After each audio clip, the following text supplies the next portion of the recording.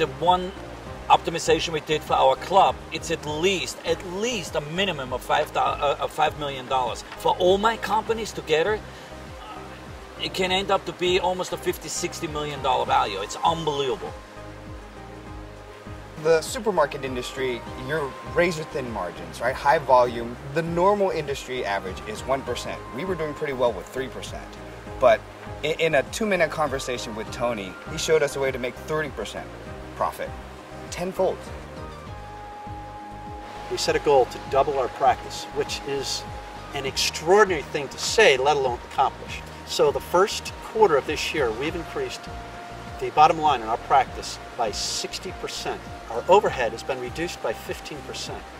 That's a geometric improvement in the bottom line of our business. I don't want you to BS yourself, and it looks like you're not. It's going to get much worse before it gets better. But here's the good news. It won't be worse for you if you play your cards right. It will be the best years of your life. More value is going to transfer in the next 3 years than has ever transferred before. I didn't come to give you a pep talk. I came to prepare you and arm you and then give you a real picture of how you can take advantage of what's coming. What you have to do is be ready and be prepared, and you don't just have to deal with what's coming in the economy. You got to deal with what's coming in your own psychology. Because 80% of your success or failure in the next 2 or 3 years of your life is going to be based on your psychology, and 20% is going to be based on your mechanics.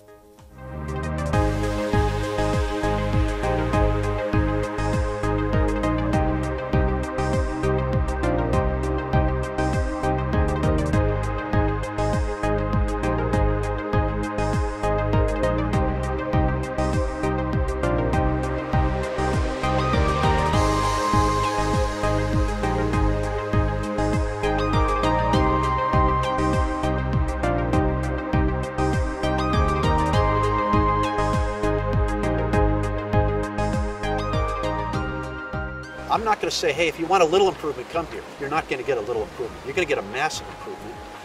But you have to be committed to that. And part of that commitment is putting out time in your schedule. It is to prioritize in your own bank account and allocating that money just like you would do for equipment, just like you do for employees. But the most important person in the whole program is the leader. The leader's worth the investment, but the leader has to think so. The difference between my years at Harvard Business School and the few days I've had here at Business Mastery is the difference between studying something theoretically and having content that's immediately relevant and immediately actionable the day you go back home into your business. You know, Tony talked in Business Mastery 1 about how every business there could achieve 30% growth if they just employed some of the skills and tools that we had. I came to realize that in the process of implementing what I learned, I couldn't help but grow more than 100%. It wasn't possible to restrain the growth, because once you start to put these tools into place, it's a different game.